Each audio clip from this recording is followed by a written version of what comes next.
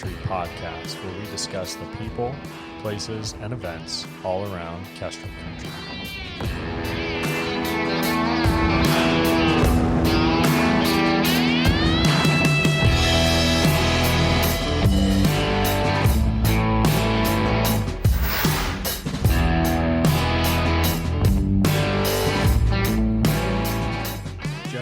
Landis, thanks for coming in today. Well, hello. Thanks for the invite. Yeah, of course.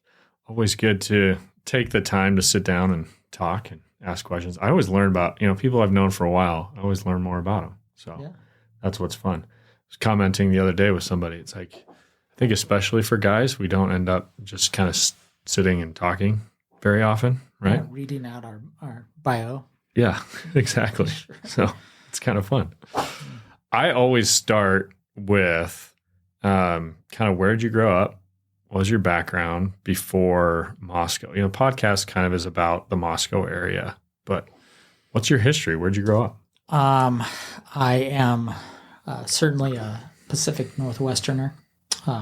Grew up in Southern Oregon, the Medford area, little towns around Jacksonville, Ashland, kind of spent more time in those areas probably.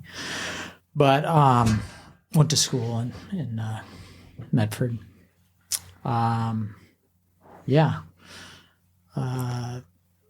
Family, my immediate family all stayed there for a while. My folks, they've moved out here to Troy now.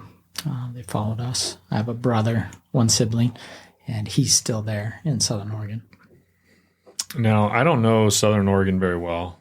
You said Medford area. Mm-hmm. Where is that in Southern Oregon? Inlet, is it out by the coast? Is it? It is.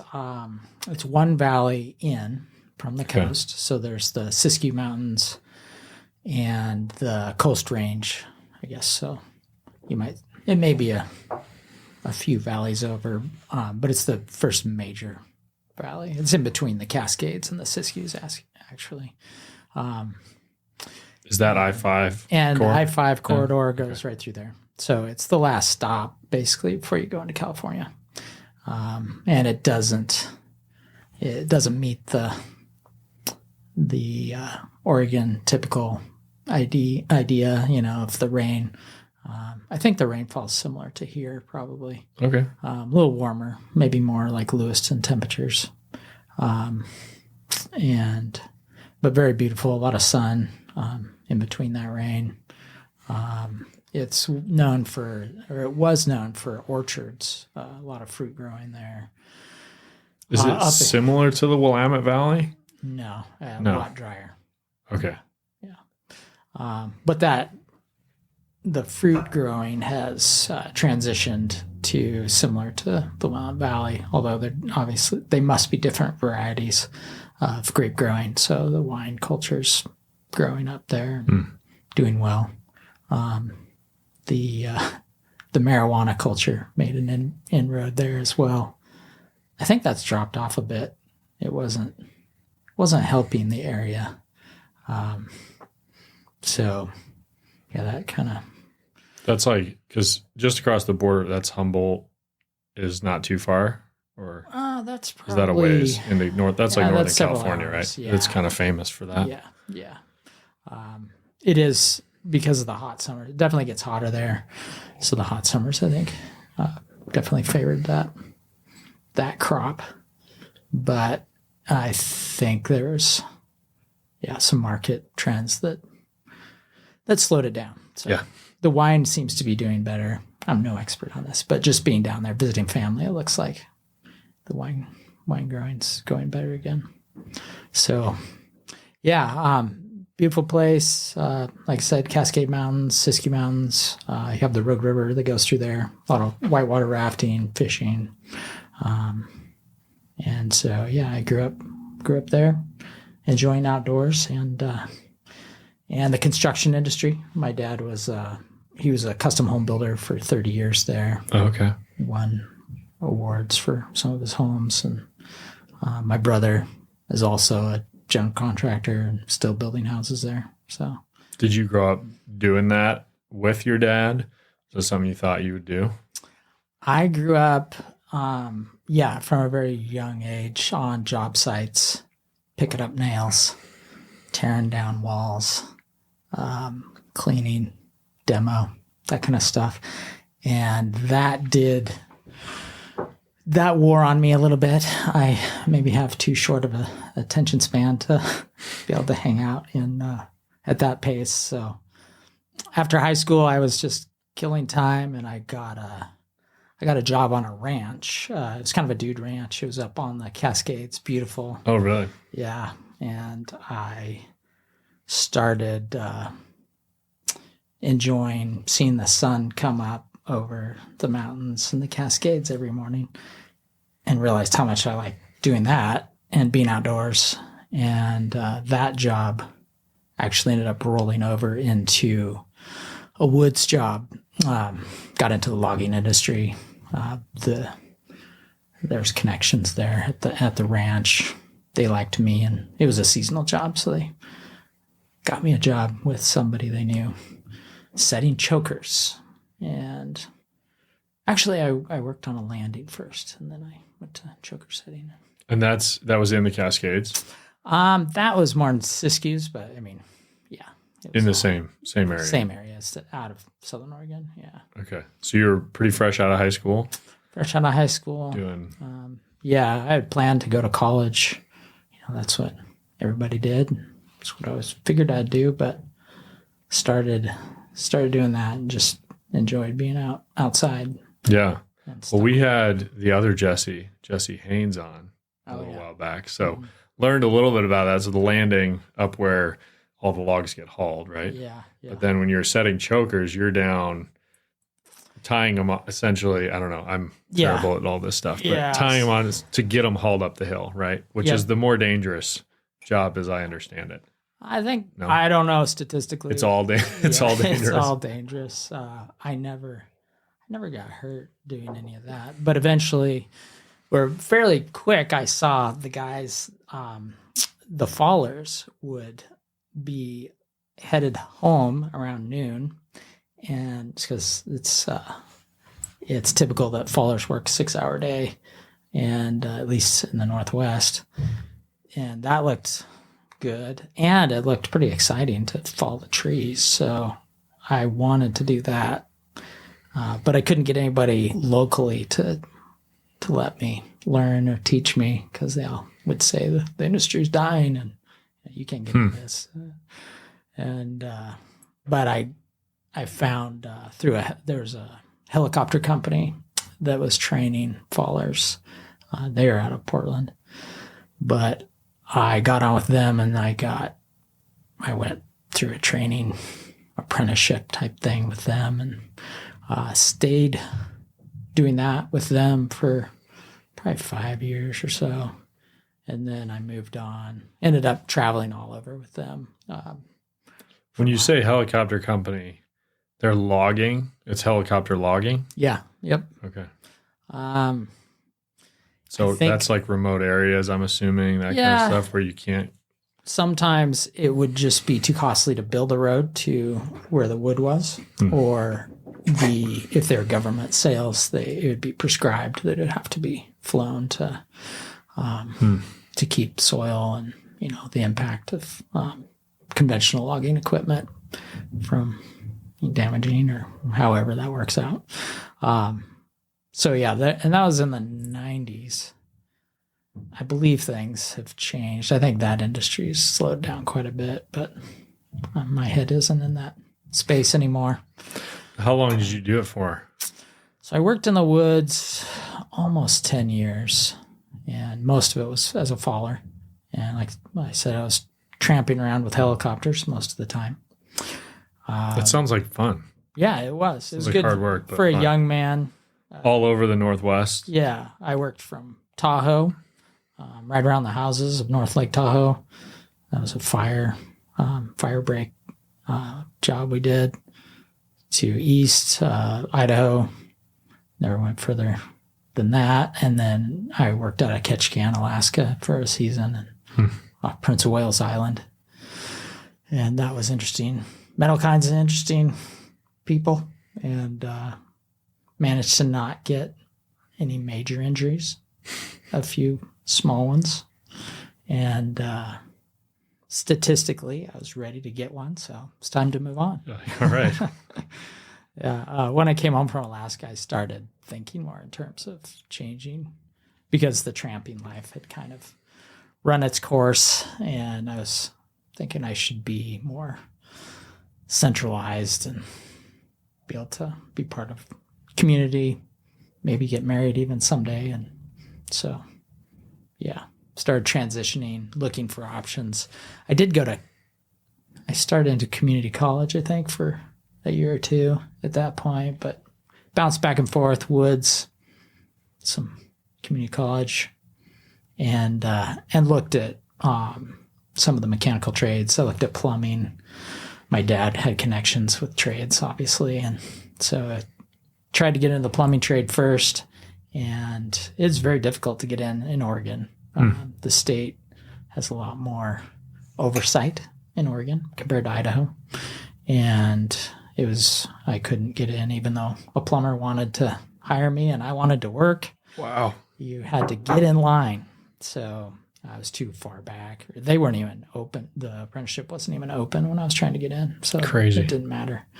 Yeah. And then the electrical apprenticeship opened, and I cast my lot there and actually came up pretty high on the list and got in pretty quick. I think after I applied through the state, about 6 months later, I was out of the woods and working. My last day in the woods, I smashed my leg and showed up as an apprentice on crutches. Oh, man. You're like, this is good, then I'm done. Yeah. It was good timing. So that's interesting. You didn't pick electrical because of some real serious interest in it. It was not easier necessarily to get into, but it was the opportunity versus plumbing. Yeah. And the mechanical trades were appealing to me coming from general construction, which my dad had exposed me to. I like the mechanical aspect, building things, putting things together. And yeah, since the plumbing was the easy one in the sense that we had a connection to a guy that wanted to hire me, the electrical was more appealing. I think electrical work's more interesting than plumbing. Water is terrible stuff. It leaks all over the place. I know. Somehow I feel like it's a little less intimidating though. There's like this, maybe we can talk about that, but there's like this fear. I feel like there's a bit of a fear of like serious injury or death with electrical, which is maybe a healthy thing. You can speak to that. But it's like plumbing is also intimidating because you're like, I could flood this. This is going to be terrible. Right. But it's a little less immediately scary. Like, should I touch this or not? Right. Yeah. And that caters more to my personality. I like things with high stakes and that you get results quick and you know if it worked or it didn't. And electrical has that aspect at points, but which is appealing. I like that, but it's not a continuous thing. Like you're not operating at that level all the time. But there's moments. You're probably not doing it right if you're always operating at that level. I'm sure there's probably I'm sure I could probably find a special niche in my trade that operated in that area. But yeah, that does wear on the nerves after a while too. So I know you're married and have a family. So where you kind of came back, felt like you needed to settle. Yep. When did you get married in that? So a lot of life changes happened right about that point because I got married. No, I got into the apprenticeship probably while I was engaged to Anna Brown at the time, now Anna Landis. And we were married while I was a first year apprentice. And this was all down in Medford area. Yep. Okay. So you were there were you there for a while? Like, was that your last stop before Moscow? Yeah, that was. And leading up to that, when I was 21, I bought my first house. So by then I was 28, I think. So I had a house. I kind of had to restart my life, which was good. It's good for everybody to restart once or twice, maybe more. And I went through the whole I was an expert in one field and had to start over and be the newbie and not know anything and go through the humility and all of that it takes to restart later in life, which many people know about. And at that point, starting a new life with my wife was part of that too, figuring that out. But we were established, I guess that's where I was going. And so went through the apprenticeship, 4 years there. It's 4 years everywhere in the Northwest. And after I was a journeyman, I had some time there in Southern Oregon, but both Ann and I had traveled a bit. Me when I was a tramp, timber faller, and she had traveled a bit. She's always been an adventurous woman. Had made some various trips to Europe, and she had been to South America, and we had been to South America and some trips together, mission trips, and some short ones. But we were up for another adventure, and we had some friends here in Moscow, and they were telling us what a great place it was. And Southern Oregon was growing kind of in the same style as California. A lot of strip malls and, urban sprawl kind of stuff. And that didn't appeal to me a ton. In the electrical trade, I was doing a lot of repetition. I did work in the Ashland area quite a bit, which are some ultra custom houses we did there, which those were interesting. But yeah, we were both ready for something new, I guess. And had you had your own electrical business there, or you were always working for somebody else? No, I was working for somebody else there. So moving to Moscow was also new, jumping into business. Yeah, and I got a job here with a local contractor and worked for them for a year. And that was a great experience. Worked... I think a little over a year before I decided to do my own thing. Yeah. So how long have you had? Well, it's Wireworks now. Wireworks now. Carlton Electric was the original company, and now I think about 5 years ago we changed the DBA Wireworks to be more unique in who we are. There's a few Carltons out there. It can be confusing. So that was in 2008, I believe. Okay. So, yeah. Man, coming up on 20 years. Yeah. I mean, a few years away. Yeah. That's kind of crazy. Yeah. So, yeah, I've been in the electrical trade for over 20 years. And now in business for the 16 or so. Yeah. Yeah. So it's been a while. I'm sure that was a transition.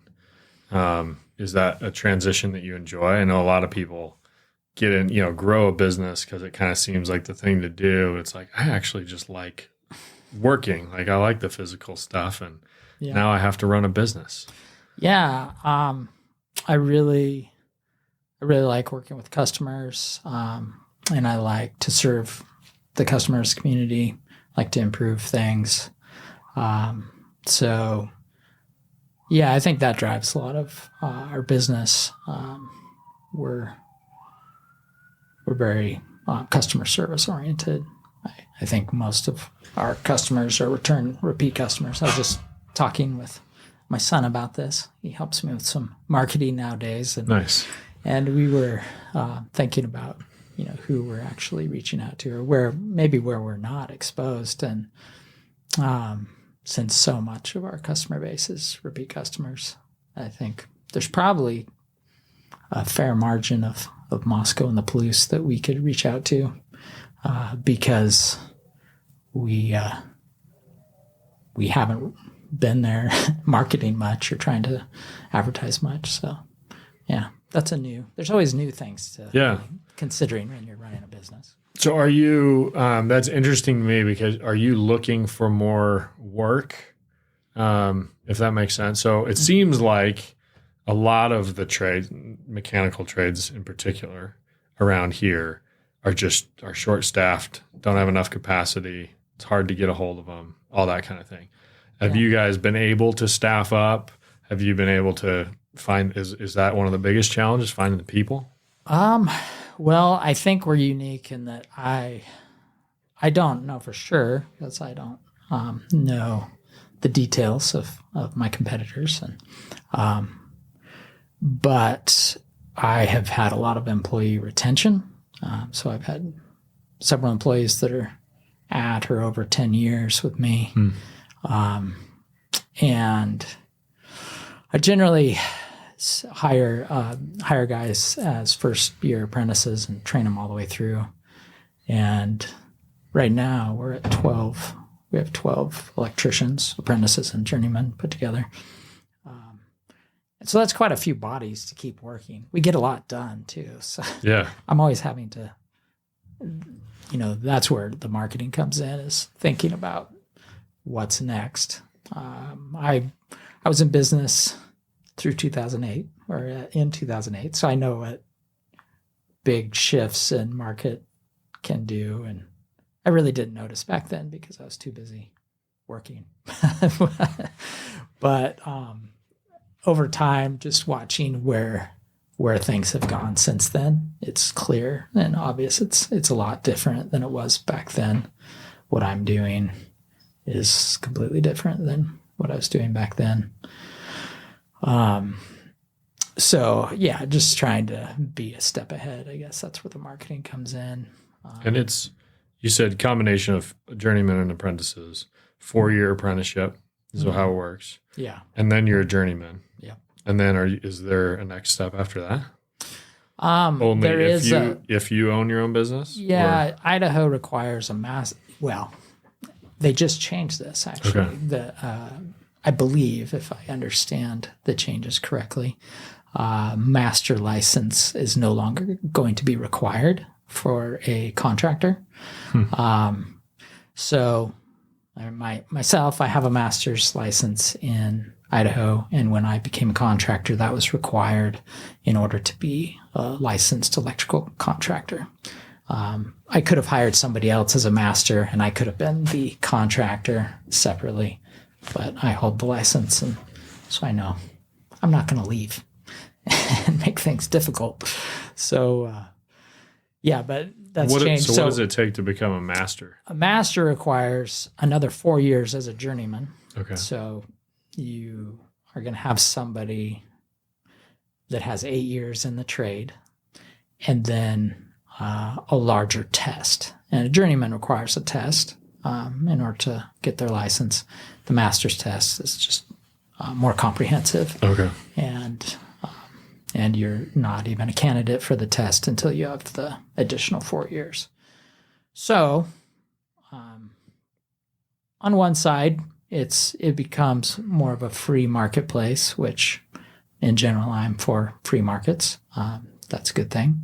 The downside is there are going to be contractors who are less experienced coming in, and so people should think through those things,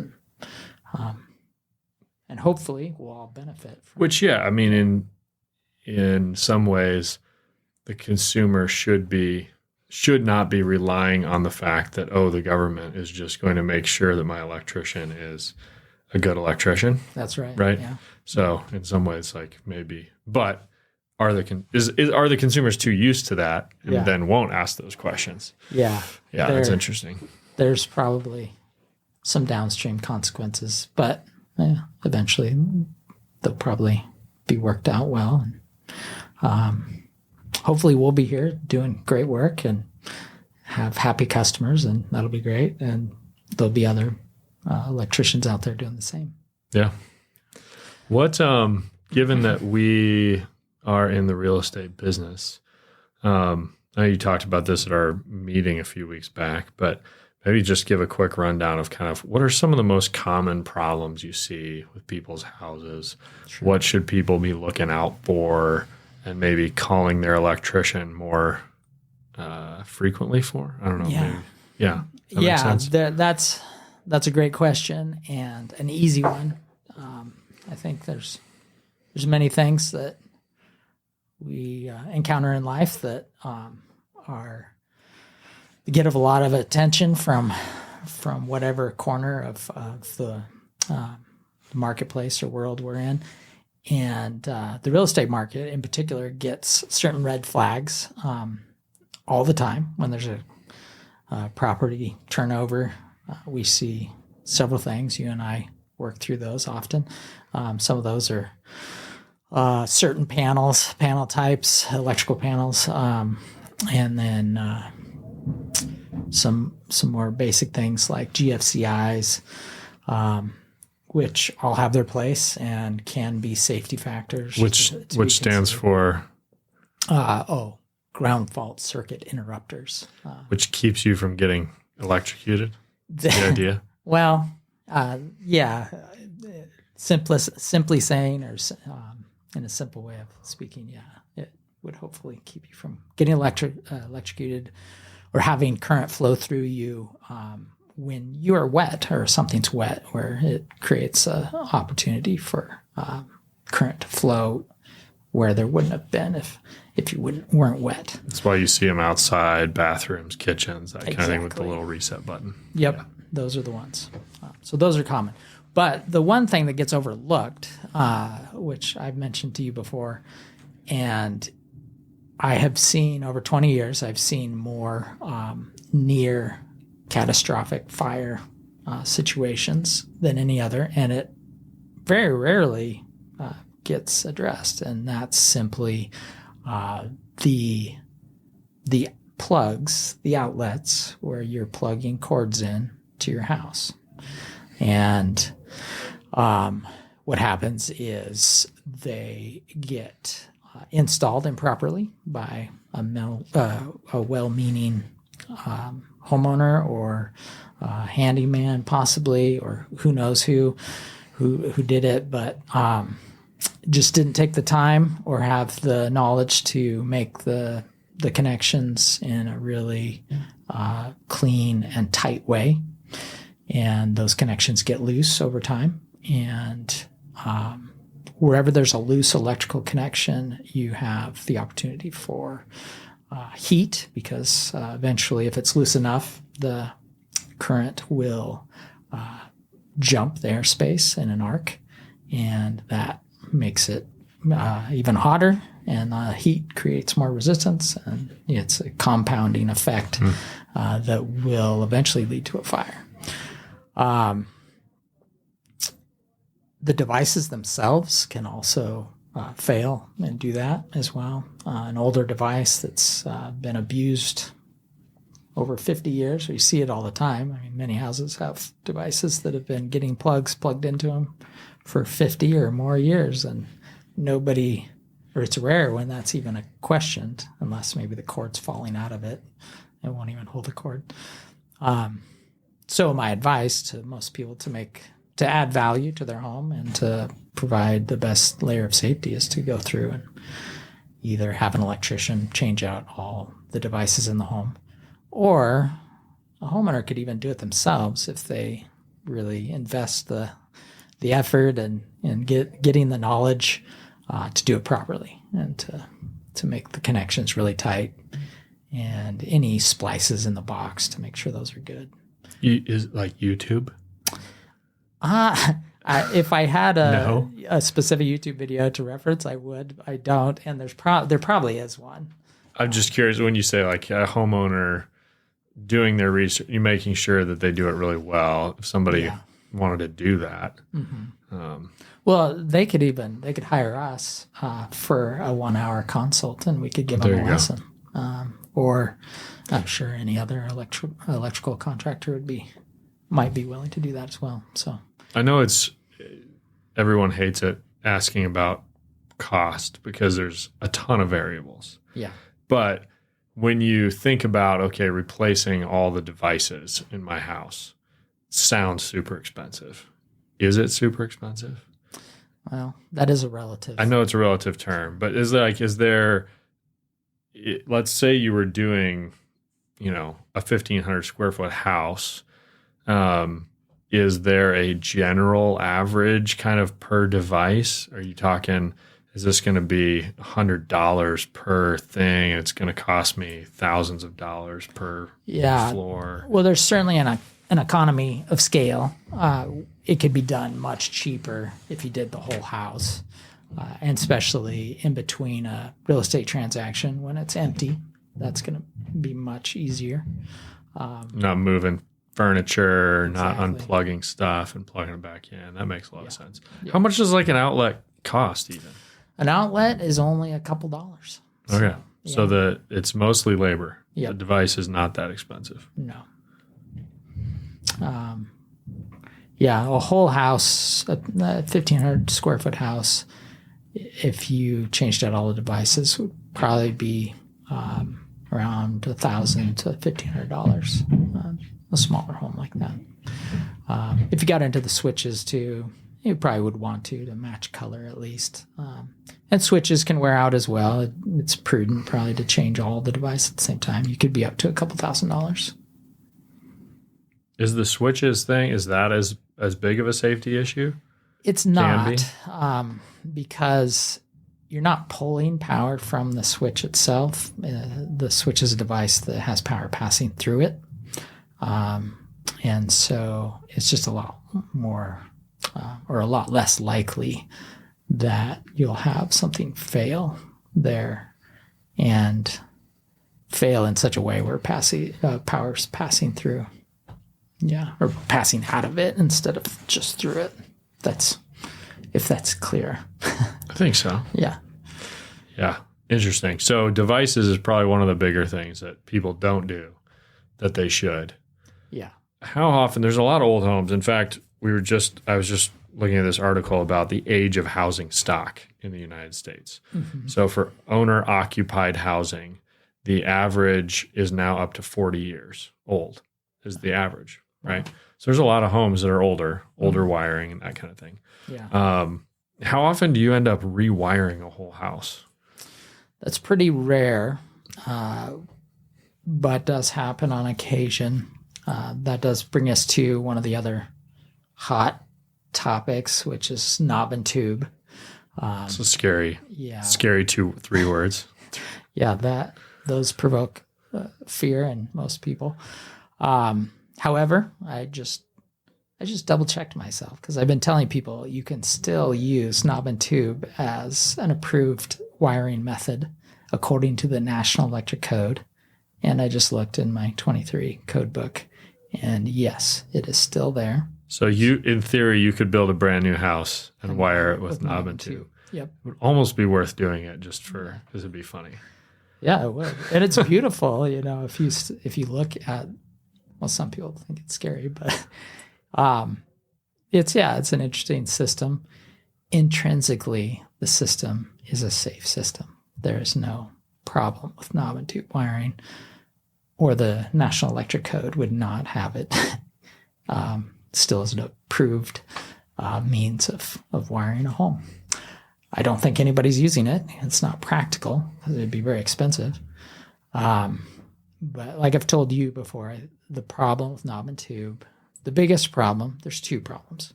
The biggest problem is, again, people who lack the expertise to be engaging with it and don't do a good job of extending it or cutting it, or however they're engaging it. They don't do a good job, and it creates loose connections, again, like the bad outlets that you have in your wall, and you have fire possibilities there. So it's where tampering's done improperly. The other thing, which I think is less of a concern, it's more of a theoretical problem. At least I haven't seen a practical problem with it in my experience, and that is the covering. If it's covered with insulation, the heat ratings it's not rated to be covered, actually. It's supposed to be in free air to keep it cool. Now, I think where you run into those problems, it'd be hard to do in the real world. So that's why I say I think it's mostly theoretical. So anyway, Nomatube is a great system, especially if it hasn't been tampered with. And we see that from time to time. You'll see an old house that's built in the 1920s, and it's got a Nomatube, and nobody's ever done anything with the house. Hasn't had any updates for 100 years. And you look at the wire, and it's in great shape. And one other thing to mention with Nomatube is all of the connections, or anytime it was tapped or spliced, it would be soldered. So they're all soldered connections, which those connections will not come loose. Partly why it would be prohibitively expensive to do it now. Yeah, exactly. Yep. So those, if it's an original connection of a Nomatube system, it's never going to fail. Whereas, depending on how well the electrician or homeowner put the wire nut on, modern day splice wire nuts, if they're put on properly, they're not going to come loose either. We twist all our connections. So if you pull the wire nut off, the wires still stay together. Interesting. I think most professional electricians do that nowadays. Most homeowners probably don't. Most homeowners probably don't. So I don't know that I've ever even thought about that. Yeah. So you literally just twist the wires up and then put the wire nut over it. Yeah, if you use a heavy set of pliers, so we use lineman pliers, but any flat-jawed plier, you can twist the wires together so that they will remain together whether or not the wire nut is on them. So almost as good as the heritage method of soldering, but still not quite. Yeah. The soldering is the best way to do it. Huh. Yeah. What about aluminum wiring? So that's one that, again, real estate related. It's on the disclosure forms. You're supposed to say if you have aluminum wiring. Yeah. It's like, man, I don't. Mobile homes. Mobile homes. I've encountered it in mobile homes, and when we're talking about aluminum wire, we're talking about smaller wires that are used for what's called branch circuits that would go to your lights and your plugs to each device. That is where aluminum wire caused problems. Now, it's still common to use aluminum wire for feeders and service entrance conductors, and these are larger wires. And usually these wires are being terminated under a large bolt and are torqued to spec, and they're not going to come loose. Whereas over time, the smaller wires under a wire nut could oxidize or other, I guess, dissimilar metals, possibly if they're terminated on a device, could create a situation where they're going to become loose through those methods or reasons.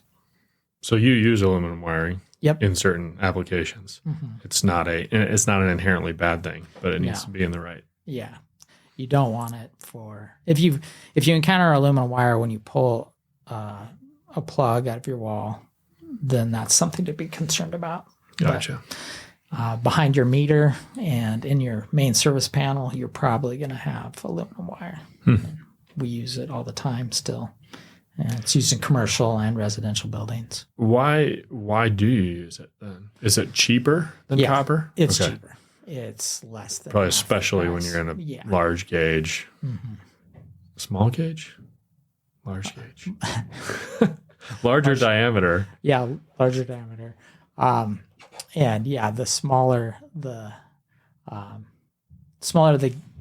gauge number, the larger the wire. Yeah. Okay. Yeah. There you go. Up to a point, and then it converts to circular mill area, and it's a different set of numbers. Man. So anyway, don't even need to know that. Yeah. Yeah. Any other homeowner type issues? Is there? Again, we talked about a while back, electrical being somewhat scary. Are there ways that you can that you should feel very safe working with it?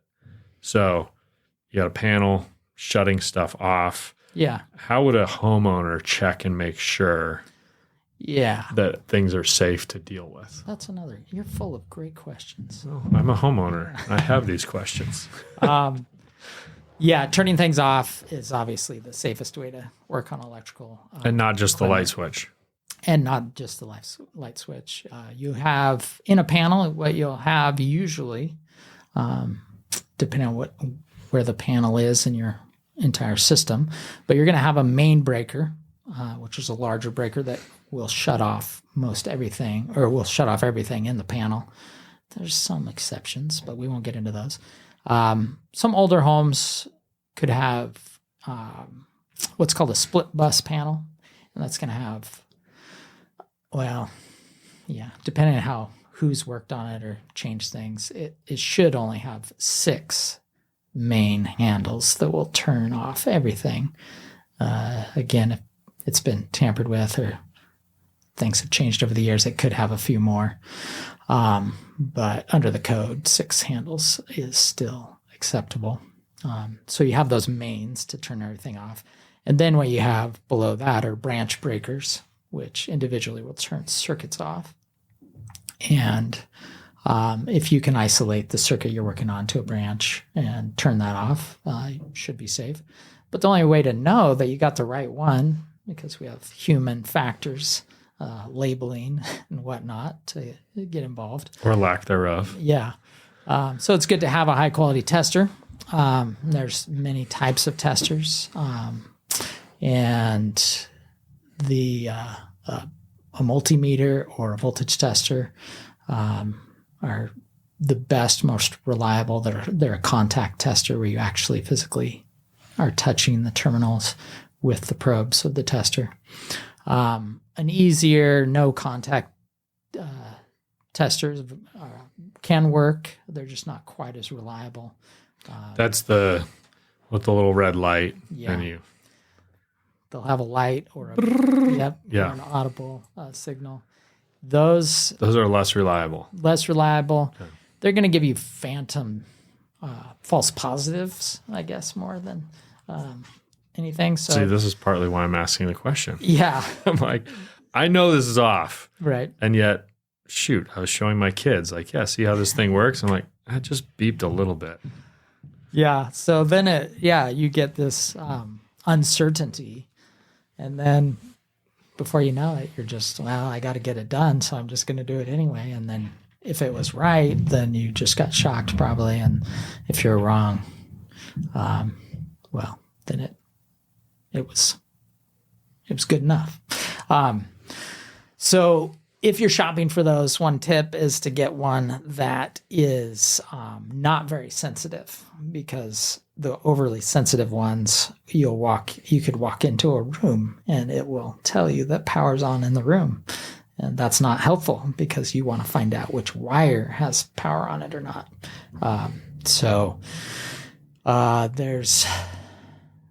There's some better quality ones. Fluke is a brand name that makes high quality testers. Those ones are generally going to be pretty accurate. I guess that's probably the most reliable one I would go to. There's others, but yeah, that one's easy. Yeah. Fluke. Okay. Yeah. That's helpful. I think, another safety thing, just keeping an eye on the electrical service, metering. A lot of older neighborhoods have overhead services.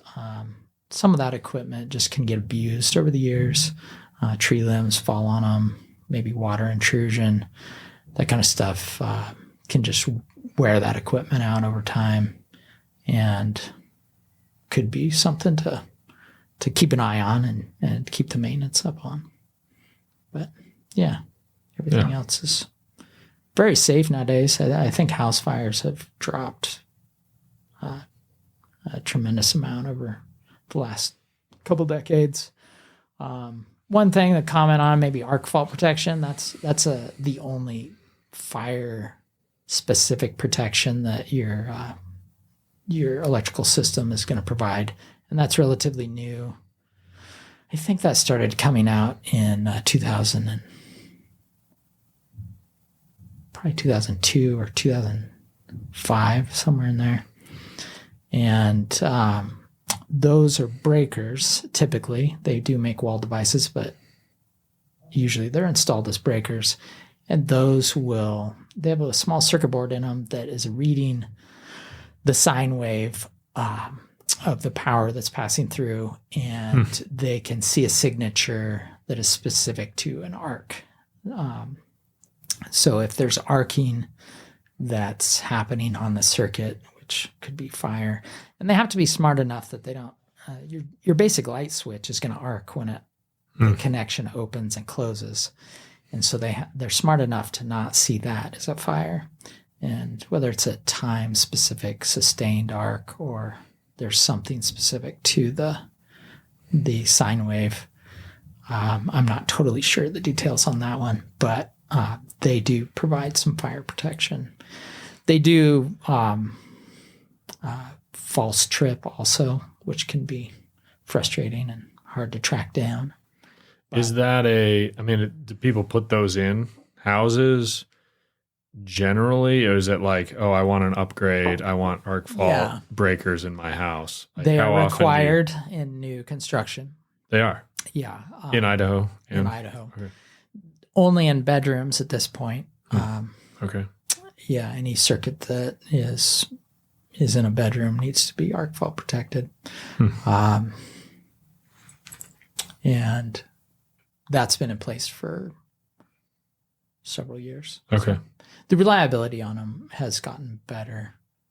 When I say that, then I hesitate because everything post-COVID maybe got worse again. But we've seen electronic problems and more callbacks for repairs on some of those types of things. But I don't recall arc fault breakers being particularly bad in that area. Yeah. Yeah. So if you had an old house, you were to upgrade the panel, would those would be upgraded as well? Mm-hmm. Yeah. Or not necessarily. Not necessarily. They wouldn't have to be. They wouldn't have to be.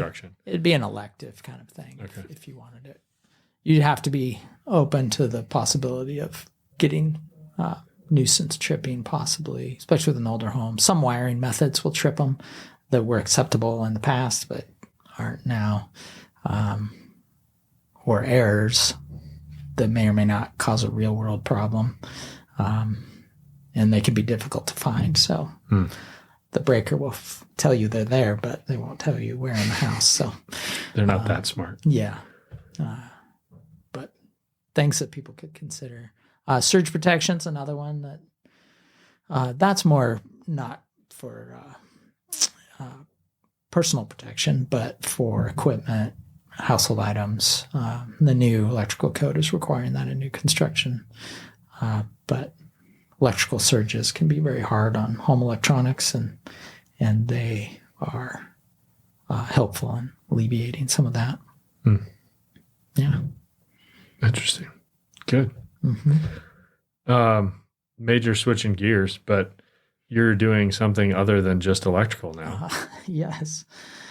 I have ventured into the carpet cleaning and flood restoration business. Yeah. And more restoration, I guess, on top of the flood. We're working towards fire restoration and mold abatement. So, yeah, I own Castle Carpet Cleaning Service as well, and have owned that for about 1.5 years. Okay. Yeah. How's it going? Great. We have great crew of skilled guys that have been in the industry for many years now. All of our guys are seasoned, experienced guys. And